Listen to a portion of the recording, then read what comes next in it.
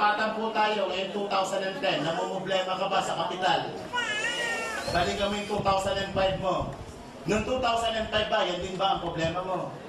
O tingnan nyo mabuti mga kapatid, 5 taon na po ang nagdaan sa buhay natin. Ang problema mo, di nababago. Pag may problema, may solusyon. Gusto mo i-solve natin? Para ma-solve ang problema, dapat alam mo yung pinagmumula ng problema. Tama mo ba? Tingin nyo, anong problema? Bakit, anong cause? At bakit ang problema mo di nababago?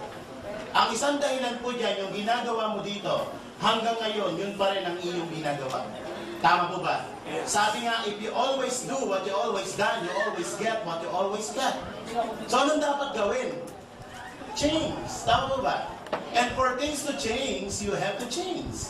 Tama po ba? Kailangan magkaroon ka ng konting pagbabago. Kasi kung itutuloy mo yan for the next 5 years, darating po ang 2015, yung problema mo ngayon, darating to, yan pa rin ang problema mo. Tama po ba? Walang pinagkaiba po yan sa isang drum na may pumapasok na tubig. Tingin nyo, mapupuno hindi. Paano kung butas ang drum? O, ito po yung nangyari sa atin for the past 5 years. Kumikita ka ng 10,000, gumagastos ka ng 10,000, may savings wala. Kung ito ang senaryo ng buhay mo, kapatid, medyo maalarma ka. Bakit? Kahit pagtrabaho ka ng matagal na panahon, hindi po mapupuno yan. So, anong dapat mong gawin? Hindi tapalan yung butas na yan para mapuno yan. E tanong, ano yung butas na yan? Yan po yung tinatawag natin mga needs o mga basic needs. Ano yan? Anyan po ang pagkain, mga utilities, ilaw, tubig, telepono, upa sa bahay, apartment, tuition. Ang dami niya mga butas. Minsan may mga emergency pa, malalaking butas. Ang tanong, pwede bang tapalan ng butas para mapuno? Anong yes? Pwede bang wala mo ng pagkain? Mabubuhay ka ba sa oxygen lang? Mga anak, inhale. Pwede ba yun? Pwede ba naka-schedule ang pagkain ng mga anak nyo? Mga anak, cost reduction tayo ha. Ang kain nyo, MWF lang ha. Kami ng dati ko, PPHS. Pero ano po si Lola? Every Sunday nyo lang. Pwede ba yun? Hindi pwedeng tapalan ng butas. Tama po ba? So, anong point doon? Kapag dito ka nakapokus, ang tawag yan is scarcity mentality. Pilit mo kinukontrol to na hindi mo naman kayang kontrolin. Bakit ang nagkocontrol po dyan is outside world? Kahit magrani ka araw-araw sa Malacanang, hindi bibaba ang presyo ng bilihin. So, anong dapat mong gawin? Kontrolin ang bagay. Ngayon 2010, ang kukontrolin mo yung bagay na kaya mong kontrolin. Ano yun? Itong kinikita mo. Walang pipigil sa'yo na magdagdag ng kita. Tama po ba? Let's say, pinasok mo yung 2010 ang AIM Global, ang negosyo ng AIM Global. Inaral mo for 4 months. After 4 months, nag-generate ito sa iyo ng 40,000 kada isang buwan.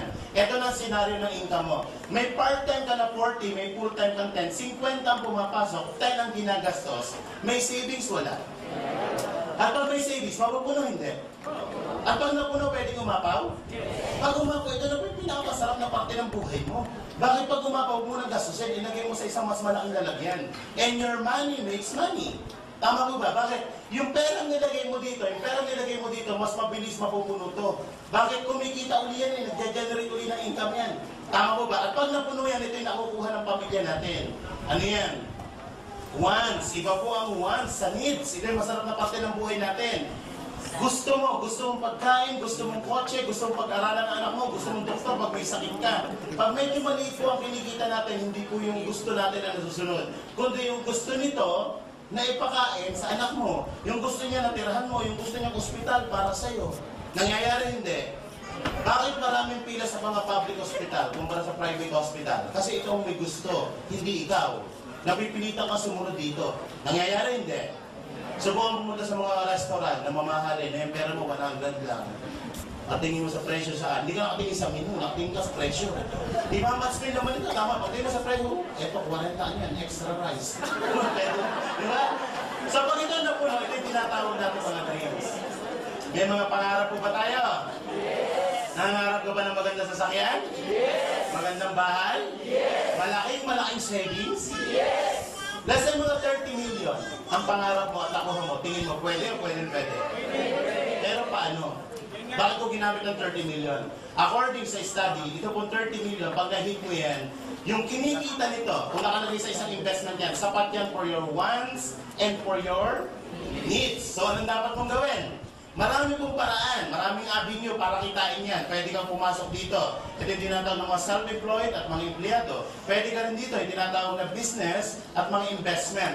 Kung ikaw ngayon, i-check natin, nasa ka ngayon, kung ikaw ngayon ay nasa kategorya ganito, na sumusweldo ng 10,000 per month sa loob ng isang taon, magkano ng ipon? 120,000. 10 taon ka magtrabaho, magkano po ang savings? 1.2 million kung 10 taon mo hindi ginagastos to. Ibig sabihin na ikikain ka sa kapitbahay mo, naikishampoo ka, naikiligo ka, for 10 years may 1.2 million ka. Salog ka ng lipunan. Sino po dito mga employed na katulad ko? Taas mo kamay. Taas, okay na yan. Okay, lalaki ko natin. Sir, ilang taon na po kayo? 28. Ilang taon na po kayo nagtatrabaho, sir? 28 din? Incarnate ba, sir? Ilang taon ka nagtatrabaho? 6 years. Ang tanong, nakakayo ka ba ng 10,000 per month sa loob ng 10 na taon? Okay, sir. Ano pangalan mo, sir? Josh. Okay, ano pangalan? Josh. Ang goal mo ngayon, Josh, bigyan ka ng target ha. Ang goal mo in 2010, dapat na-hit mo yan. Ang goal mo is to hit 30 million. So, simula June, Josh, i-save mo yan. Para pagdating next year, June, meron kang 120,000. 10 years, 10 working years, ibig 38 ka, may 1.2 million ka. Ang goal mo is 30 million. For 10 years, may 1.2 ka. Ito ang goal mo. Ibig sabihin, maihit mo yan, kung ito ang iniipon na per month, maihit mo yan at the age of 328. Ito si Abraham Diyos. Kaya hindi. Anong point? Hindi ko inaapi ang pagiging empleyado kasi more than half of my life nandito ako. Gusto ko lang po ipakita sa inyo na kapag naandito ka, you are just working for your needs. You're not working for your fortune or for your wants. So, anong dapat gawin? Kapag isang lugar ang gusto mong puntahan at hindi kaya ng vehicle, mag-a-upgrade ka ng vehicle. Tama mo ba? Parang ganito. Ang time limit mo lang is 2 hours. Pupunta ka ng Cebu. Pwede ka mo mag-roro? Hindi. O pwede ka mag-barko? Anong dapat mo gawin? Anong vehicle na gamitin mo? Aeroplano. So meron kang iihit na ganito. Hindi mo kayang kuhanin dito kasi aabuti ka ng 328. Kahit laki mo ng laki restaurant, hindi mo kaya abutin yan. Tama mo ba? So anong dapat mo gawin? Pupunta ka sa isang lugar na kaya mo mahito. Bababa ka ng kaunti dito. You have to work part-time for your fortune. Sa negosyo, pag-usapan natin, kaya bang kitain ng 100,000 kada isang buwan? Ay, sisiw yan.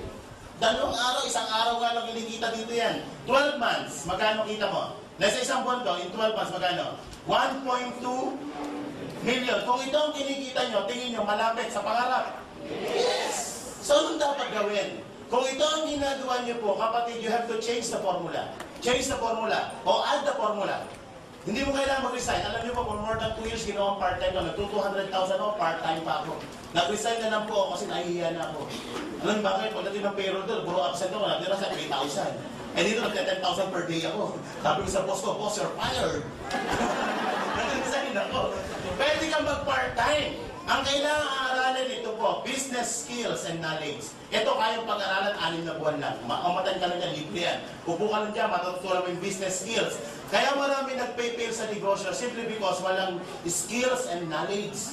Tama po ba? Pero kung alam mo ang negosyo, hindi ka mag-pay-fail. Pero alam niyo po ba itong 10,000 sa employment? Napakataas sa requirements yan. Meron po yung tinatawag na employment skills and knowledge. Tama po ba? Ilang taon po ang elementary?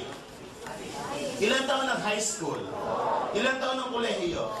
Review board exam. Ilang taon kang nag-aral? 15 years para turuan ka kung paano kitain ng 10,000 per month. Yan ang tinuro sa atin for 15 years. Tama po ba? Eh, gross to.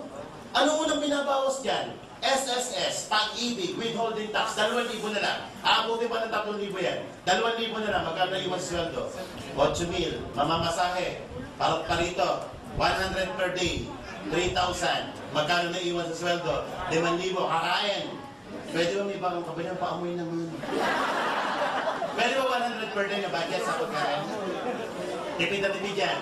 3,000 ulit. Magkano na iwan sa sweldo mo? Ano pang gastos? May cellphone. Mag-load? O 1,000 ang load. Magkano na iwan sa atin? Yan po ang pinag-aralan natin for 50 years. Mas malaki pa ang sweldo ng katulong. Ano masakit dito? Masakit na masakit. Bakit? Dapat masaktan ka ng konti para mamulat ka sa katotohanan. Tama po ba? Minsan binabangungot ka na nag-i-enjoy ka pa. Alam niyo po ako, 20 years old nandito eh. Alam niyo, for 20 years ko sa employment, ang naipon ko po hindi pera. Payslip. Pagdating ng payroll, inire-remit ko lang sa asawa ko, payslip. Kaya ako yung taong gigil na gigil. Kaya nung nakita ko, hindi ko na pinakawalan po. Walang kapital. Automatic kinabukasan yung Bombay, ang pinag-initan ko. Nakita niyo man, nangyari ngayon. 3 months, bayad lahat yun. At maganda nito, kinapaunang kong utang. Ilan po ang credit card ko? Mahigit 5 ang credit card ko. Ang dami ng mga personal loan. Kaya wala po naiiwan sa sweldo ko. Yung sinusweldo ko, binabayad ko sa mga bangko. So, nagsasabi ng pamilya. So, nakita ko to, utang din. Yung utang ko, umutang pa ako para sa negosyo. Ang maganda po nito, lahat ng utang na bayaran. Dating apartment na tinitirhan ko, ngayon nasa bagong kondo po ako, 3.2 million. So, gusto nyo ko na ng okay. Anong dapat gawin? Skills and knowledge. Bago ka magsimula, dapat may kapital. Tama mo ba? Wala pong negosyo, walang kapital. Tataya ka ng konti, hindi ka mananalo sa loto pag hindi ka tumaya. Kahit araw-araw kung lumakad ang panhod sa Quiapo, at hindi ka naman tumataya ng loto, hindi ka mananalo. Tama mo ba? You have to invest. You have to invest your time, your energy, and your money.